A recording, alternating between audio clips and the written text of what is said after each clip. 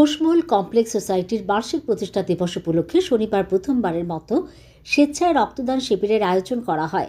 এই রক্তদান শিবিরে উপস্থিত হয়ে মেয়র দীপক মজুমদার রক্তদাতাদের উৎসাহিত করেন। মেয়র ছাড়াও এদিনের এই রক্তদান শিবিরে উপস্থিত ছিলেন কর্পোরেটর রত্না দত্ত সহ অন্যান্যরা। সংবাদ মাধ্যমের মুখোমুখি হয়ে মেয়র বলেন, এই ধরনের স্বেচ্ছা রক্তদান শিবির রক্তের চাহিদা ও যোগানের ভেতর ভারসাম্য রক্ষা করে। পাশাপাশি তিনি বলেন, রক্তের কোনো বিকল্প নেই। এই ধরনের স্বেচ্ছা রক্তদানের মাধ্যমে রক্তের চাহিদা পূরণ করা হয়। সকলে যেন এই ধরনের স্বেচ্ছা রক্তদানে এগিয়ে আসেন, এরও আহ্বান জানান তিনি।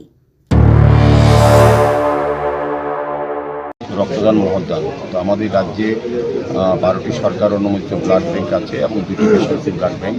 তার রক্তের যে চাহিদা এবং যোগানের যে ভারসাম্য রক্ষা করে এই স্বেচ্ছায় রক্তদান শিবির। তো আমাদের রাজ্যের মাননীয় মুখ্যমন্ত্রী প্রফেসর ডক্টর মানিক সাহা সারা রাজ্যবাসীর কাছে বিভিন্ন সামাজিক সংস্থা, রাজনৈতিক দল, প্রতিষ্ঠান ব্যক্তির কাছে আবেদন রেখেছেন, ক্লাবগুলির কাছে যাতে রক্তদানে এগিয়ে আসেন। সেই সারা আহ্বানে সারা দিয়ে আজকে বিভিন্ন প্রান্তে সারা রাজ্যে কিন্তু রক্তদান শিবির বা উৎসব অনুষ্ঠিত হচ্ছে। তো রক্তদান আমি বলবো যে মহৎদান এই কারণে আজকে যারা রক্ত দেবেন তারা জানেন না রক্ত তারা গ্রহণ করবেন।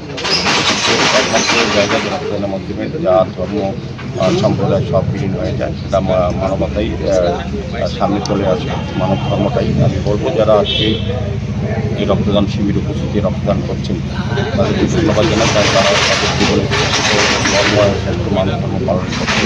রক্তের কোনো বিকল্প নয়, রক্তের বিকল্প হচ্ছে যারা আজকে রক্ত দিচ্ছেন তাদের রক্তের বিনিময়ে